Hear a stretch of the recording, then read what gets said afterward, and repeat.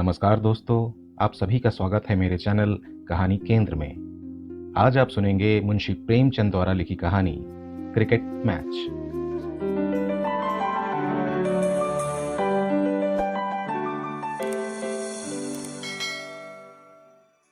1 जनवरी 1935। आज cricket match में मुझे जितनी निराशा हुई उसे व्यक्त नहीं कर सकता। हमारी टीम दुश्मनों से कहीं ज्यादा मजबूत थी, मगर हमारी हार हुई और वे लोग जीत का डंका बजाते हुए ट्रॉफी उड़ा ले गए। क्यों? सिर्फ इसलिए कि हमारे यहाँ नेतृत्व के लिए योग्यता शर्त नहीं। हम नेतृत्व के लिए धन दौलत जरूरी समझते हैं। हिज हाइनेस कप्तान चुने गए। क्रिकेट बोर्ड का फैसला सबको मानना पड़ा, मगर कितने दिलों में आग लगी, कितने लोगों ने हुक्म हाकिम समझकर इस फैसले को मंजूर किया, वो खेलने वालों से पूछिए। और जहां सिर्फ मुंह देखी है, वहां उमंग कहां, जोश कहां, संकल्प कहां, खून की आखिरी बूंद गिरा देने का उत्साह कहां। हम खेले और जाहिरा दिल लगाकर खेले, मगर ये सच्चाई के लिए जान देने वालों की फौज न थी। खेल में किसी का दिल न था। मैं स्टेशन पर खड़ा अपने तीसरे दर्जे का टिकट लेने की फिक्र में था कि एक युवती ने, जो अभी कार से उतरी थी, आगे बढ़कर मुझसे हाथ मिलाया और बोली, आप भी तो इसी गाड़ी में चल रहे हैं मिस्टर जफर। मुझे हैरत हुई कि ये कौन लड़की है और इसे मेरा नाम क्यों कर मालूम हो गया। मुझे एक पल के लिए सकता सा हो गया कि जैसे शिष्टाचार और अच्छे आचरण की सब बातें दिमाग से गायब हो गई हों। सौंदर्य में ऐसी शान होती है जो बड़े बड़ों का सिर झुका देती है। मुझे अपनी तुच्छता की ऐसी अनुभूति कभी ना हुई थी। मैंने निजाम हैदराबाद से, हिज एक्सीलेंसी वॉयसराय से, महाराज मैसूर से हाथ मिलाया, उनके साथ बैठकर खाना खाया, मगर ये कमजोरी मुझ पर कभी ना छाई थी। बस यही जी चाहता था कि अपनी पलकों से उसके पांव चूम लूं। ये वो सलोनापन न था जिस पर हम जान देते हैं, न वो नजाकत जिसकी कवि लोग कस्में खाते हैं। उस जगह बुद्धि की कांति थी, गंभीरता थी, गरिमा थी, उमंग थी और थी आत्म अभिव्यक्ति की निसंकोच लालसा। मैंने सवाल भरे अंदाज से कहा, जी हाँ। ये कैसे पूछूं कि मेरी आपसे भेंट कब हुई? उसकी बेतकल्लुफी कह रही थी कि वो मुझसे परिचित है, मैं बेगाना कैसे बनूं? इसी सिलसिले में मैंने अपने मर्द होने का फर्ज भी अदा कर दिया। जी, मेरे लिए कोई खिदमत? उसने मुस्कुराकर कहा, जी हाँ, आपसे बहुत से काम लूंगी। चलिए अंदर वेटिंग रूम में बैठें। लखनऊ जा रहे होंगे, मैं भी वहीं चल रही हूं। वेटिंग रूम में आकर उसने मुझे आराम कुर्सी पर बिठाया और खुद एक कुर्सी पर बैठकर सिगरेट केस मेरी तरफ बढ़ाते हुए बोली, आज तो आपकी बॉलिंग बड़ी भयानक थी, वरना हम लोग पूरी इनिंग से हारते। मेरा ताज्जुब और भी बढ़ा। इस सुंदरी को क्या क्रिकेट से भी शौक है? मुझे उसके सामने आराम कुर्सी पर बैठते झिझक हो रही थी। ऐसी बदतमीजी मैंने कभी न की थी। ध्यान उसी तरफ लगा था। तबीयत में कुछ घुटन सी हो रही थी। रगों में वो तेजी और तबीयत में वो गुलाबी नशा न था जो ऐसे मौके पर स्वभावतः मुझ पर छा जाना चाहिए था। मैंने पूछा, क्या आप भी वहीं तशरीफ रखती थीं? उसने अपना सिगरेट जलाते हुए कहा, जी हाँ, शुरू से आखिर तक। मुझे तो सिर्फ आपका खेल जचा, और लोग तो कुछ बेदिल से हो रहे थे और मैं उसका राज समझ सकती हूँ।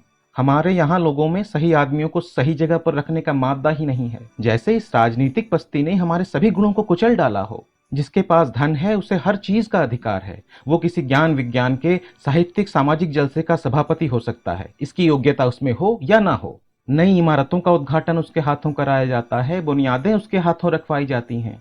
सांस्कृतिक आंदोलनों का नेतृत्व से दिया जाता है। वो कॉन्वोकेशन के भाषण पढ़ेगा, लड़कों को इनाम बांटेगा। ये सब हमारी दास मनोवृत्ति का प्रसाद है। कोई ताजुब नहीं कि हम इतने नीचे और गिरे हुए हैं। जहां हुक्म और अख्तियार का मामला है वहां तो खैर मजबूरी है, हमें लोगों के पैर चूमने पड़ते हैं। मगर जहां हम अपने स्वतंत्र विचार और स्वतंत्र आचरण से काम ले सकते हैं, वहां भी हमारी जी हुजूरी की आदत हमारा गला नहीं छोड़ती। इस टीम का कप्तान आपको होना चाहिए था, तब देखती कि दुश्मन क्यों कर बाजी ले जाता। महाराजा साहब में इस टीम का कप्तान बनने की इतनी ही योग्यता है जितनी आप में असेंबली का सभापति बनने की या मुझ में सिनेमा एक्टिंग की। बिल्कुल वही भाव जो मेरे दिल में थे, मगर उसकी जबान से निकलकर कितने असरदार और कितने आंख खोलने वाले हो गए। मैंने कहा, आप ठीक कहती हैं, सचमुच हमारी कमजोरी है। आपको इस टीम में शरीक नहीं होना चाहिए था। मैं मजबूर था। इस सुंदरी का नाम मिस हेलेन मुखर्जी है। अभी इंग्लैंड से आ रही है। यही क्रिकेट मैच देखने के लिए बंबई में उतर गई थी। इंग्लैंड में उसने डॉक्टरी शिक्षा प्राप्त की है और जनता की सेवा उसके जीवन का लक्ष्य है। वहां उसने एक अखबार में मेरी तस्वीर देखी थी और मेरा जिक्र भी पढ़ा था। तब से वो मेरे लिए अच्छा ख्याल रखती है। यहाँ मुझे खेलते देखकर वो और भी प्रभावित हुई। उसका इरादा है कि हिंदुस्तान की एक नई टीम तैयार की जाए और उसमें वही लोग लिए जाएं जो राष्ट्र का प्रतिनिधित्व करने के अधिकारी हैं। उसका प्रस्ताव है कि मैं इस टीम का कप्तान बनाया जाऊं। इसी इरादे से वो सारे हिंदुस्तान का दौरा करना चाहती हैं। उसके स्वर्गीय पिता डॉक्टर एन मुखर्जी ने काफी संपत्ति छोड़ी है और वो उसकी संपूर्ण उत्तराधिकारिणी है। उसका प्रस्ताव सुनकर मेरा सर आसमान में उड़ने लगा। मेरी जिंदगी का सुनहला सपना इतने अप्रत्याशित ढंग से वास्तविकता का रूप ले सकेगा, ये कौन सोच सकता था। अलौकिक शक्ति में मेरा विश्वास नहीं, मगर आज मेरे शरीर का रोंआ रोंआ कृतज्ञता और भक्ति की भावना से भरा हुआ था।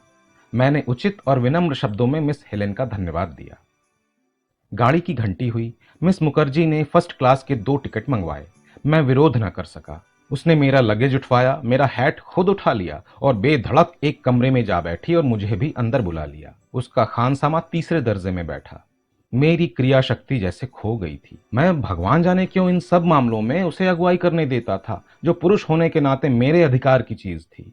शायद उसके रूप, उसकी बौद्धिक गरिमा, उसकी उदारता ने मुझ पर रौब डाल दिया था, जैसे उसने कामरूप की जादूगरनियों की तरह मुझे भेड़ बना लिया हो और मेरी अपनी इच्छा शक्ति लुप्त हो गई हो। इतनी ही देर में मेरा अस्तित्व उसकी इच्छा में खो गया था। मेरे स्वाभिमान की ये मांग थी कि मैं उसे अपने लिए फर्स्ट क्लास का टिकट न मंगवाने देता और तीसरे ही दर्जे में आराम से बैठता, और अगर पहले दर्जे में बैठना था तो इतनी ही उदारता से दोनों के लिए खुद पहले दर्जे का टिकट लाता। लेकिन अभी तो मेरी क्रिया शक्ति लुप्त हो गई थी। 2 जनवरी। मैं हैरान हूं कि हेलेन को मुझसे इतनी हमदर्दी क्यों है। और ये सिर्फ दोस्ताना हमदर्दी नहीं है, इसमें मोहब्बत की सच्चाई है। दया में तो इतना आतिथ्य सत्कार नहीं हुआ करता। और रही मेरे गुणों की स्वीकृति, तो मैं अक्ल से इतना खाली नहीं हूं कि इस धोखे में पड़ूं।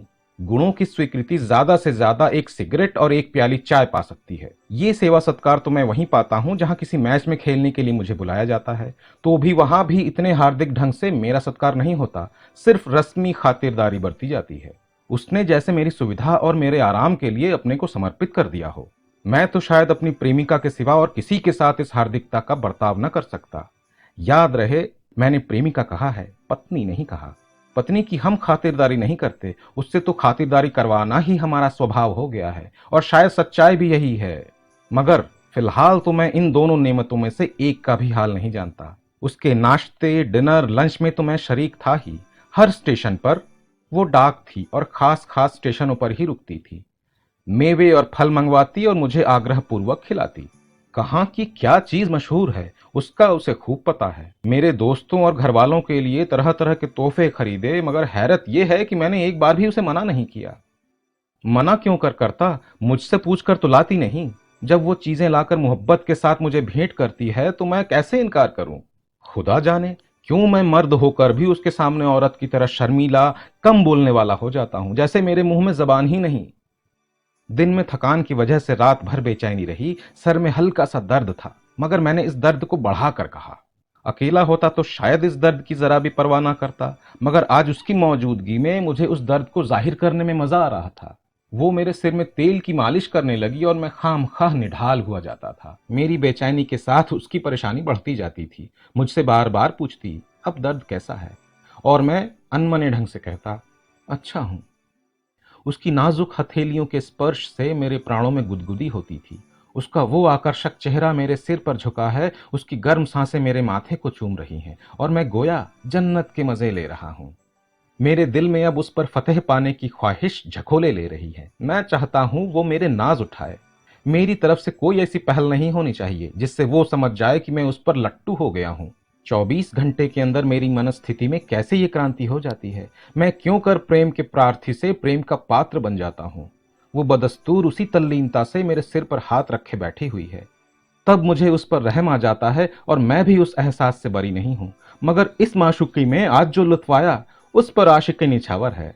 मुहब्बत करना गुलामी है, मुहब्बत किया जाना बादशाहत। मैंने दया दिखलाते हुए कहा, आपको मेरी वजह से बड़ी तकलीफ हुई। उसने उमग कर कहा, मुझे क्या तकलीफ हुई, आप दर्द से बेचैन थे और मैं बैठी थी। काश ये दर्द मुझे हो जाता।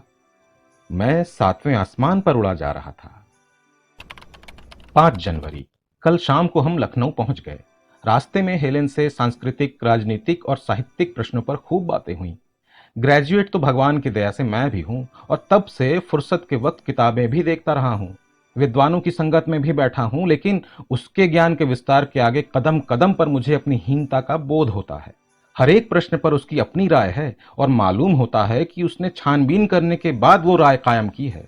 उसके विपरीत मैं उन लोगों में हूं जो हवा के साथ उड़ते हैं, जिन्हें क्षणिक प्रेरणाएं उलट पुलट कर रख देती हैं। मैं कोशिश करता था कि किसी तरह उस पर अपनी अक्ल का सिक्का जमा दूं, मगर उसके दृष्टिकोण मुझे बेजुबान कर देते थे। जब मैंने देखा कि ज्ञान विज्ञान की बातों में मैं उससे जीत न सकूंगा, तो मैंने एबिसीनिया और इटली की लड़ाई का जिक्र छेड़ दिया, जिस पर मैंने अपनी समझ में बहुत कुछ पढ़ा था, और इंग्लैंड और फ्रांस ने इटली पर जो दबाव डाला है उसकी तारीफ में मैंने अपनी सारी वाक शक्ति खर्च कर दी। उसने एक मुस्कुराहट के साथ कहा, आपका ये ख्याल है कि इंग्लैंड और फ्रांस सिर्फ इंसानियत और कमजोर की मदद करने की भावना से प्रभावित हो रहे हैं, तो आपकी गलती है। उनकी साम्राज्य लिप्सा ये नहीं बर्दाश्त कर सकती कि दुनिया की कोई दूसरी ताकत फले फूले। मुसोलिनी वही कर रहा है जो इंग्लैंड ने कितनी ही बार किया है और आज भी कर रहा है। ये सारा बहरूपियापन सिर्फ एबिसीनिया में व्यावसायिक सुविधाएं प्राप्त करने के लिए है। इंग्लैंड को अपने व्यापार के लिए बाजारों की जरूरत है, अपनी बढ़ी हुई आबादी के लिए जमीन के टुकड़ों की जरूरत है, अपने शिक्षितों के लिए ऊंचे पदों की जरूरत है, तो इटली को क्यों ना हो। इटली जो कुछ कर रहा है ईमानदारी के साथ एलानिया कर रहा है। उसने कभी दुनिया के सब लोगों के भाईचारे का डंका नहीं पीटा, कभी शांति का राग नहीं अलापा। वो तो साफ कहता है कि संघर्ष ही जीवन का लक्षण है। मनुष्य की उन्नति लड़ाई ही के जरिए होती है। आदमी के अच्छे गुण लड़ाई के मैदान में ही खुलते हैं। सबकी बराबरी के दृष्टिकोण को वो पागलपन कहता है। वो अपना शुमार भी उन्हीं बड़ी कौमों में करता है जिन्हें रंगीन आबादियों पर हुकूमत करने का हक है। इसलिए हम उसकी कार्यप्रणाली को समझ सकते हैं। इंग्लैंड ने हमेशा धोखेबाजी से काम लिया है, हमेशा एक राष्ट्र के विभिन्न तत्वों में भेद डालकर या उनके आपसी विरोधों को राजनीति का आधार बनाकर उन्हें अपना पिछलग्गू बनाया है। मैं तो चाहती हूं कि दुनिया में इटली, जापान और जर्मनी खूब तरक्की करें और इंग्लैंड का आधिपत्य टूटे। तभी दुनिया में असली जनतंत्र और शांति पैदा होगी। वर्तमान सभ्यता जब तक मिट न जाएगी, दुनिया में शांति का राज्य न होगा। कमजोर कौमों को जिंदा रहने का कोई हक नहीं, उसी तरह जिस तरह कमजोर पौधों को, सिर्फ इसलिए नहीं कि उनका अस्तित्व स्वयं उनके लिए कष्ट का कारण है, बल्कि इसलिए कि वही दुनिया के इस झगड़े और रक्तपात के लिए जिम्मेदार हैं। मैं भला क्यों इस बात से सहमत होने लगा? मैंने जवाब तो दिया और इन विचारों का इतने ही जोरदार शब्दों में खंडन भी किया, मगर मैंने देखा कि इस मामले में वो संतुलित बुद्धि से काम नहीं लेना चाहती या नहीं ले सकती। स्टेशन पर उतरते ही मुझे ये फिक्र सवार हुई कि हेलेन को अपना मेहमान कैसे बनाऊं। अगर होटल में ठहराऊं तो भगवान जाने अपने दिल में क्या कहे, अगर घर ले जाऊं तो शर्म मालूम होती है। वहां ऐसी रुचि संपन्न और अमीरों जैसे स्वभाव वाली युवती के लिए सुविधा की क्या सामग्रियां हैं। ये संयोग की बात है कि मैं क्रिकेट अच्छा खेलने लगा और पढ़ना लिखना छोड़ छाड़ कर उसी का हो रहा, और एक स्कूल मास्टर हूं, मगर घर की हालत बदस्तूर है। वही पुराना अंधेरा टूटा फूटा मकान, तंग गली में वही पुराने रंग ढंग, वही पुराना ढच्चर। अम्मा तो शायद हेलेन को घर में कदम ही न रखने दे, और यहां तक नौबत ही क्यों आने लगी, हेलेन खुद दरवाजे से ही भागेगी। काश आज अपना मकान होता सजा सवरा, मैं इस काबिल होता कि हेलेन की मेहमानदारी कर सकता। इससे ज्यादा खुशनसीबी और क्या हो सकती थी, लेकिन बेसरो सामानी का बुरा हो। मैं यही सोच रहा था कि हेलेन ने कुली से असबाब उठवाया और बाहर आकर एक टैक्सी बुला ली।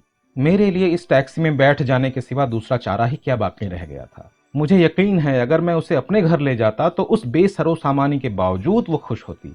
हेलेन रुचि संपन्न है मगर नखरेबाज नहीं है। वो हर तरह की आजमाइश और तजुर्बे के लिए तैयार रहती है। हेलेन शायद आजमाइशों को और नागवार तजुर्बों को बुलाती है, मगर मुझमें न ये कल्पना है और न वो साहस।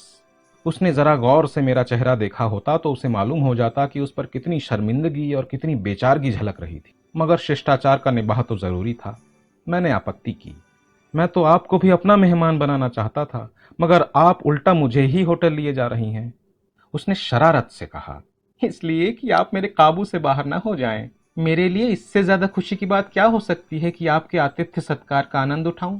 लेकिन प्रेम ईर्ष्यालु होता है, ये आपको मालूम है। वहां आपके इष्ट मित्र आपके वक्त का बड़ा हिस्सा लेंगे, आपको मुझसे बात करने का वक्त ही ना मिलेगा। और मर्द आमतौर पर कितने बेमुरव्वत और जल्द भूल जाने वाले होते हैं, इसका मुझे अनुभव हो चुका है। मैं आपको एक क्षण के लिए भी अलग नहीं छोड़ सकती। मुझे अपने सामने देखकर आप मुझे भूलना भी चाहो तो नहीं भूल सकते। मुझे अपनी इस खुशनसीबी पर हैरत ही नहीं बल्कि ऐसा लगने लगा कि जैसे सपना देख रहा हूं। जिस सुंदरी की एक नजर पर मैं अपने को कुर्बान कर देता वो इस तरह मुझसे मोहब्बत का इजहार करे। मेरा तो जी चाहता था कि इसी बात पर उसके कदमों को पकड़कर सीने से लगा लूं और आंसुओं से तर कर दूं। होटल में पहुंचे। मेरा कमरा अलग था। खाना हमने साथ खाया और थोड़ी देर तक वहीं हरी हरी घास पर टहलते रहे। खिलाड़ियों को कैसे चुना जाए ये सवाल था। मेरा जी तो यही चाहता था कि सारी रात उसके साथ टहलता रहूं, लेकिन उसने कहा, आप अब आराम करें, सुबह बहुत काम है। मैं अपने कमरे में जाकर लेट रहा, मगर सारी रात नींद नहीं आई। हेलेन का मन अभी तक मेरी आंखों से छिपा हुआ है। हर क्षण वो मेरे लिए पहेली होती जा रही है। 12 जनवरी।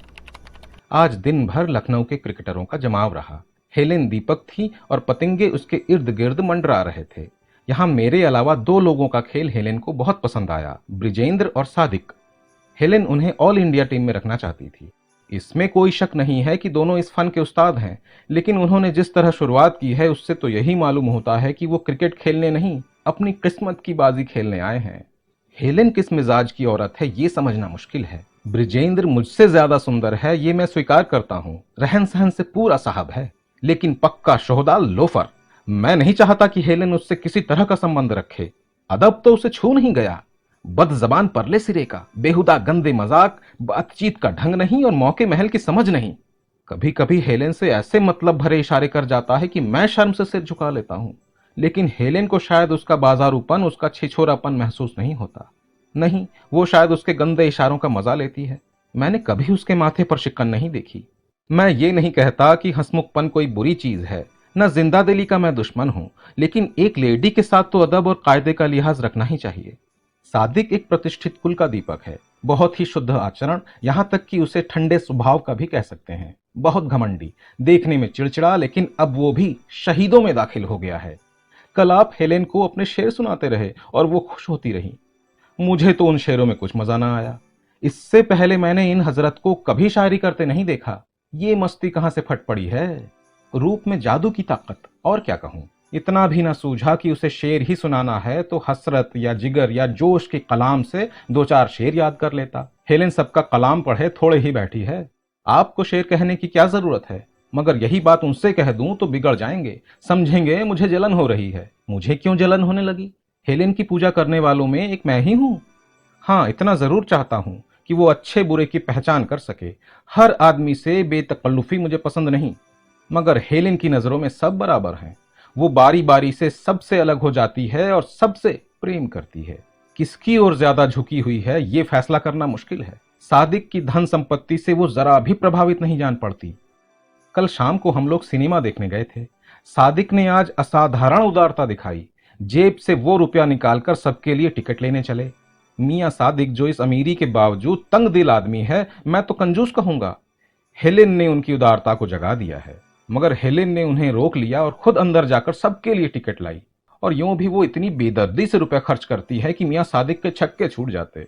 जब उनका हाथ जेब में जाता है, हेलेन के रुपए काउंटर पर जा पहुंचते हैं।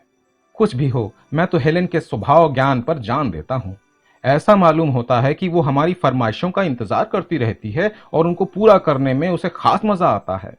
सादिक साहब को उसने एल्बम भेंट कर दिया जो यूरोप के दुर्लभ चित्रों की अनुकृतियों का संग्रह है और जो उसने यूरोप की तमाम चित्रशालाओं में जाकर खुद इकट्ठा किया है।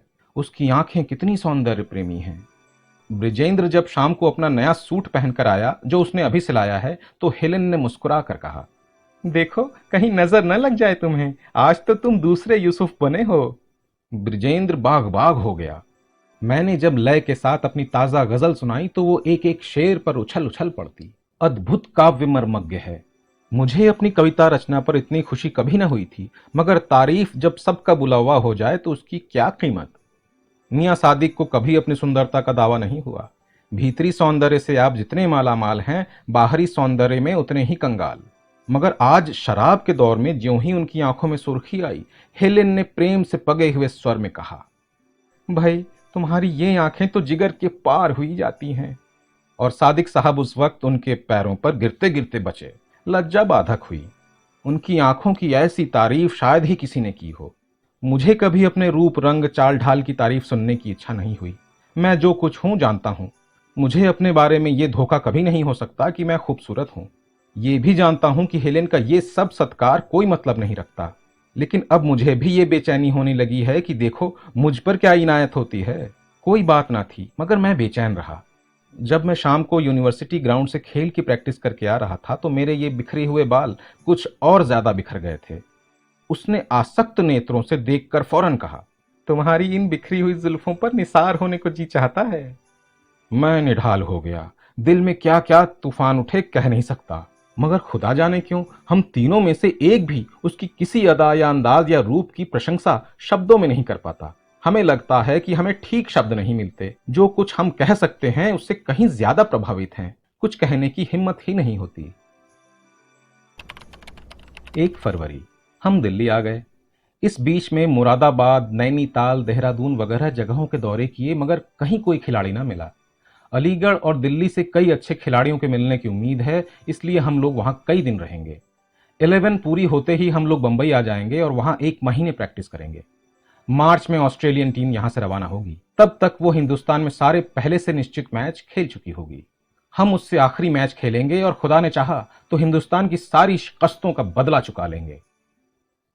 सादिक और ब्रिजेंद्र भी हमारे साथ घूमते रहे।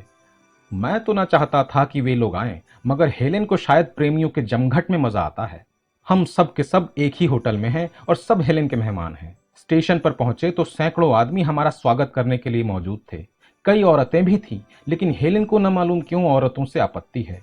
उनकी संगत से भागती है, खासकर सुंदर औरतों की छाया से भी दूर रहती है। हालांकि उसे किसी सुंदरी से जलने का कोई कारण नहीं है, ये मानते हुए भी कि हुस्न उस पर खत्म नहीं हो गया है। आकर्षण के ऐसे तत्व मौजूद हैं कि कोई परी भी उसके मुकाबले में नहीं खड़ी हो सकती। नख शिख ही सब कुछ नहीं है। रुचि का सौंदर्य, बातचीत का सौंदर्य, अदाओं का सौंदर्य भी कोई चीज है। प्रेम उसके दिल में है या नहीं खुदा जाने, लेकिन प्रेम के प्रदर्शन में वो बेजोड़ है। दिलजोई और नाजबरदारी के फन में हम जैसे दिलदारों को भी उससे शर्मिंदा होना पड़ता है। शाम को हम लोग नई दिल्ली की सैर को गए। दिलकश जगह है, खुली हुई सड़कें, जमीन के खूबसूरत टुकड़े, सुहानी रविशें। उसको बनाने में सरकार ने बेदरेग रुपया खर्च किया है और बेजरूरत। ये रकम रियाया की भलाई पर खर्च की जा सकती थी, मगर इसको क्या कीजिए कि जन साधारण इसके निर्माण से जितने प्रभावित हैं उतने अपनी भलाई की किसी योजना से नहीं होते। अब 10-5 मदरसे ज्यादा खोल देते, या सड़कों की मरम्मत में या खेती की जांच पड़ताल में इन रुपयों को खर्च कर देते, मगर जनता को शान शौकत, धन वैभव से आज भी जितना प्रेम है उतना आपके रचनात्मक कार्यों में नहीं है। बादशाह की जो कल्पना उसके रोम रोम में घुल गई है वो अभी सदियों तक नहीं मिटेगी। बादशाह के लिए शान शौकत जरूरी है, पानी की तरह रुपया बहाना जरूरी है। किफायत शार या कंजूस बादशाह चाहे वो एक एक पैसा प्रजा की भलाई के लिए खर्च करे, इतना लोकप्रिय नहीं हो सकता। अंग्रेज मनोविज्ञान के पंडित हैं। अंग्रेज ही क्यों, हर एक बादशाह जिसने अपने बाहुबल और अपनी बुद्धि से यह स्थान प्राप्त किया है स्वभावतः मनोविज्ञान का पंडित होता है। इसके बगैर जनता पर उसे अधिकार क्यों कर प्राप्त होता। खैर, ये तो मैंने यूं ही कहा।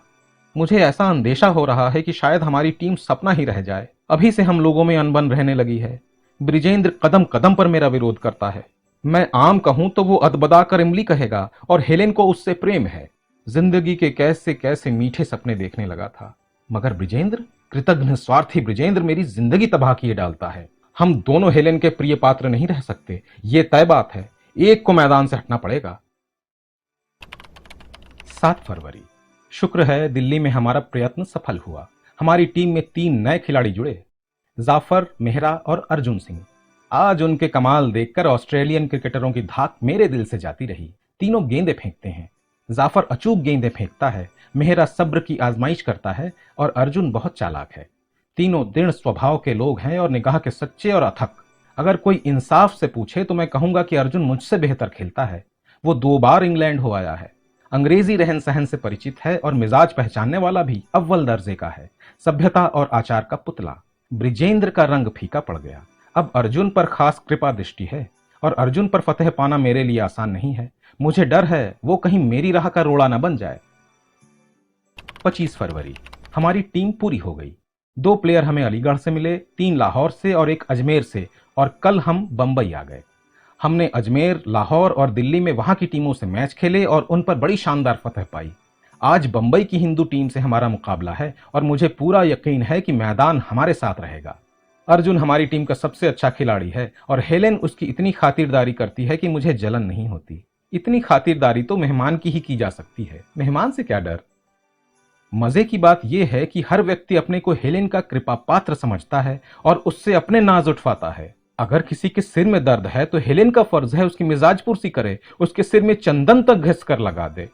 मगर उसके साथ ही उसका रोब हर एक के दिल में इतना छाया हुआ है कि कोई उसके किसी काम की आलोचना करने का साहस नहीं कर सकता। सबके सब उसकी मर्जी के गुलाम हैं। अगर वो सबके नाज उठाती है तो हुकूमत भी हर एक पर करती है। शामियाने में एक से एक सुंदर औरतों का जमघट है, मगर हेलेन के कैदियों की मजाल नहीं कि किसी की तरफ देखकर मुस्कुरा भी सकें। हर एक के दिल पर ऐसा डर छाया रहता है कि जैसे वो हर जगह मौजूद है। अर्जुन ने एक मिस पर यूं ही कुछ नजर डाली थी। हेलेन ने ऐसी प्रलय की आंखों से उसे देखा कि सरदार साहब का रंग उड़ गया। हर एक समझता है कि वो उसकी तकदीर की मालिक है और उसे अपनी तरफ से नाराज करके वो शायद जिंदा न रह सकेगा। और कि तो मैं क्या कहूं, मैंने ही गोया अपने को उसके हाथों बेच दिया है। मुझे तो अब ऐसा लग रहा है कि मुझ में कोई ऐसी चीज खत्म हो गई है जो पहले मेरे दिल में डाह की आग सी जला दिया करती थी। हेलेन अब किसी से बोले, किसी से प्रेम की बातें करे, मुझे गुस्सा नहीं आता। दिल पर चोट लगती जरूर है, मगर उसका इजहार अकेले में आंसू बहाकर करने को ही जी चाहता है। वो स्वाभिमान कहाँ गायब हो गया नहीं कह सकता। अभी उसकी नाराजगी से दिल के टुकड़े हो गए थे कि एकाएक उसकी एक उचटती हुई सी निगाह ने या एक मुस्कुराहट ने गुदगुदी पैदा कर दी। मालूम नहीं उसमें वो कौन सी ताकत है जो इतने हौसलामंद नौजवान दिलों पर हुकूमत कर रही है। उसे बहादुरी कहूं, चालाकी और फुर्ती कहूं, हम सब जैसे उसके हाथों की कठपुतलियां हैं। हम में अपनी कोई शख्सियत, कोई हस्ती नहीं है। उसने अपने सौंदर्य से, अपनी बुद्धि से, अपने धन से और सबसे ज्यादा सबको समेट सकने की अपनी ताकत से हमारे दिलों पर अपना आधिपत्य जमा लिया है। 1 मार्च। कल ऑस्ट्रेलियन टीम से हमारा मैच खत्म हो गया। 50,000 से कम तमाशाइयों की भीड़ न थी। हमने पूरी इनिंग्स से उनको हराया और देवताओं की तरह पूजे। हम में से हर एक ने दिलो जान से काम किया और सभी यकसा तौर पर फूले हुए थे। मैच खत्म होते ही शहर वालों की तरफ से हमें एक शानदार पार्टी दी गई। ऐसी पार्टी तो शायद वॉयसराय के सम्मान में भी नहीं दी जाती होगी। मैं तो तारीफों और बधाइयों के बोझ से दब गया। मैंने 44 रनों में 5 खिलाड़ियों का सफाया कर दिया था। मुझे खुद अपनी भयानक गेंदें फेंकने पर अचरज हो रहा था। जरूर कोई अलौकिक शक्ति हमारा साथ दे रही थी। इस भीड़ में बंबई का सौंदर्य अपनी पूरी शान और रंगीनी के साथ चमक रहा था और मुझे दावा है कि सुंदरता की दृष्टि से यह शहर कितना भाग्यशाली है, दुनिया का कोई दूसरा शहर शायद ही हो। मगर हेलेन इस भीड़ में भी सबकी दृष्टियों का केंद्र बनी हुई थी। ये जालिम महज हसीन ही नहीं, मीठा बोलती भी है और उसकी अदाएं भी मीठी हैं। सारे नौजवान परवानों की तरह उस पर मंडरा रहे थे। एक से एक खूबसूरत मन चले और हेलेन उनकी भावनाओं से खेल रही थी, उसी तरह जैसे वो हम लोगों की भावनाओं से खेला करती थी। महाराज कुमार जैसा सुंदर जवान मैंने आज तक नहीं देखा। सूरत से रौब टपकता है। उनके प्रेम ने कितनी सुंदरियों को दुख दिया है कौन जाने। मर्दाना दिलकशी का जादू सा बिखराता चलता है। हेलेन उनसे भी वैसी ही आजाद बेतकल्लुफी से मिली जैसे दूसरे हजारों नौजवानों से। उनके सौंदर्य का, उनकी दौलत का उस पर जरा भी असर न था। न जाने इतना गर्व, इतना स्वाभिमान उसमें कहां से आ गया है।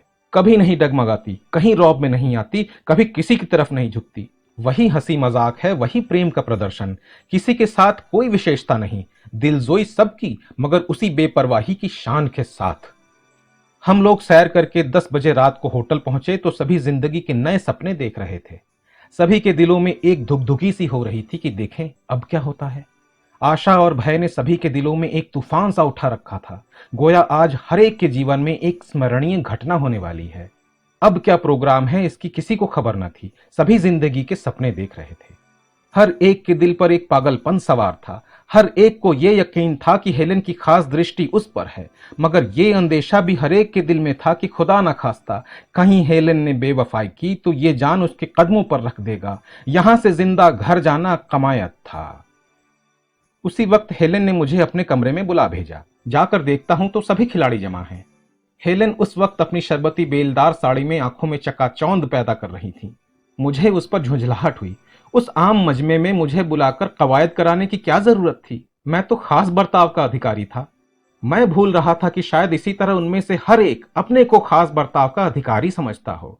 हेलेन ने कुर्सी पर बैठते हुए कहा, दोस्तों, मैं कह नहीं सकती कि आप लोगों की कितनी कृतज्ञ हूं और आपने मेरी जिंदगी की कितनी बड़ी आरजू पूरी कर दी। आप में से किसी को मिस्टर रतनलाल की याद आती है? रतनलाल? उसे भी कोई भूल सकता है? वो जिसने पहली बार हिंदुस्तान की क्रिकेट टीम को इंग्लैंड की धरती पर अपने जौहर दिखाने का मौका दिया, जिसने अपने लाखों रुपए इस चीज की नजर किए और आखिर बार बार की पराजयों से निराश होकर वहीं इंग्लैंड में आत्महत्या कर ली। उसकी वो सूरत अब भी आंखों के सामने फिर रही है। सबने कहा, खूब अच्छी तरह, अभी बात ही कितने दिनों की है।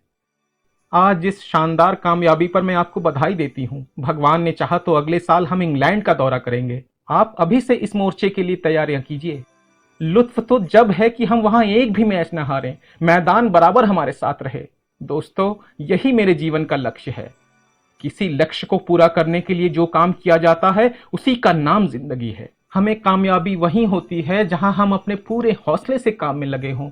वही लक्ष्य हमारा स्वप्न हो, हमारा प्रेम हो, हमारे जीवन का केंद्र हो। हम में और इस लक्ष्य के बीच में कोई और इच्छा, कोई आरजू दीवार की तरह ना खड़ी हो। माफ कीजिएगा, आपने अपने लक्ष्य के लिए जीना नहीं सीखा। आपके लिए क्रिकेट सिर्फ मनोरंजन है, आपको उससे प्रेम नहीं।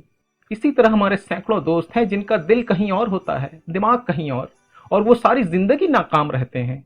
आपके लिए तो मैं ज्यादा दिलचस्प चीज थी। क्रिकेट तो सिर्फ मुझे खुश करने का जरिया था, फिर भी आप कामयाब हुए। मुल्क में आप जैसे हजारों नौजवान हैं जो अगर किसी लक्ष्य की पूर्ति के लिए जीना और मरना सीख जाएं तो चमत्कार कर दिखाएं। जाइए और वो कमाल हासिल कीजिए। मेरा रूप और मेरी रातें वासना का खिलौना बनने के लिए नहीं है। नौजवानों की आंखों को खुश करने और उनके दिलों में मस्ती पैदा करने के लिए जीना मैं शर्मनाक समझती हूँ। जीवन का लक्ष्य इससे कहीं ऊंचा है। सच्ची जिंदगी वही है जहां हम अपने लिए नहीं, सबके लिए जीते हैं। हम सब सिर झुकाए सुनते रहे और झल्लाते रहे। हेलेन कमरे से निकलकर कार पर जा बैठी। उसने अपनी रवानगी का इंतजाम पहले ही कर लिया था। इससे पहले कि हमारे होश हवास सही हों और हम परिस्थिति समझें, वो जा चुकी थी। हम सब हफ्ते भर तक बंबई की गलियों, होटलों, बंगलों की खाक छानते रहे। हेलेन कहीं न थी। और ज्यादा अफसोस ये है कि उसने हमारी जिंदगी का जो आइडियल रखा वो हमारी पहुंच से ऊंचा है। हेलेन के साथ हमारी जिंदगी का सारा जोश और उमंग खत्म हो गए।